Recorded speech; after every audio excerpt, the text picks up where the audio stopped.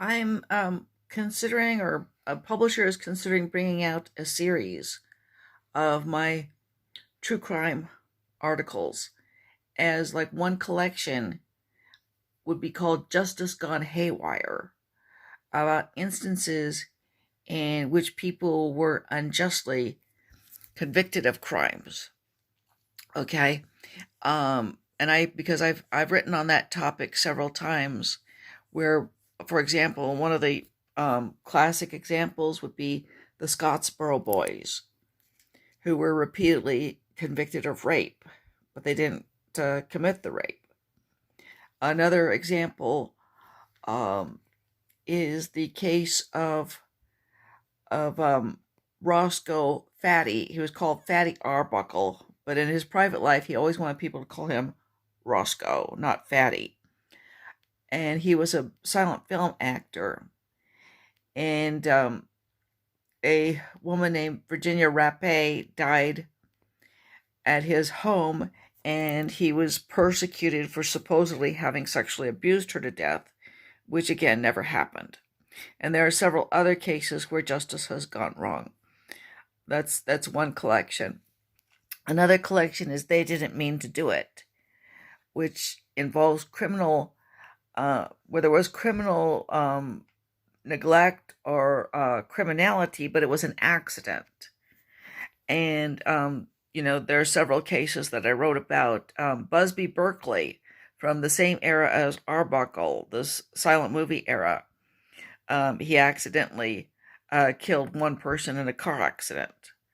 There's other cases which involve accidents. Some of them occurred in car accidents, some of them occurred in fires, and perhaps one of the most bizarre was the James Arthur Ray case, when 3 people were in essence burned to death because of a sweat lodge that he ran in a very, very bizarre manner. And another case was the instance where actor Vic Morrow and 2 children were killed while making a episode of a movie called the Twilight Zone movie. That was They Didn't Mean to Do It. And another one is, I called it I Spy, You Spy, They Spy, which is a collection of spy cases.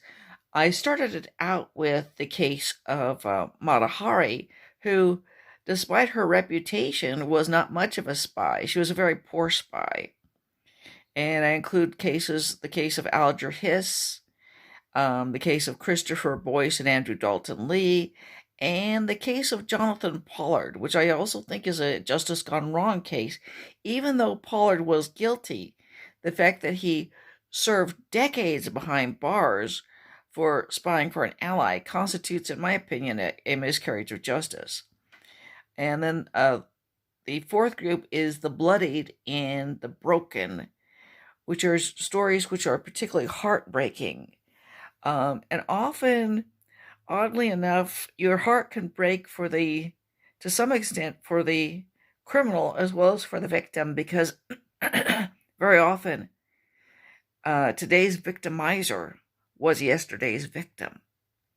And so anyway, I just wanted people to know that it's possible I will have a series out of true crime collections. One is one of them being Justice Gone Haywire, the other They Didn't Mean to Do It, the third about spying, and the fourth The Bloodied and the Broken. And if you like what you saw here and heard here, please subscribe to my channel, like this video, and consider helping me out at my PayPal through DDNOE at bellsouth.net. Thank you.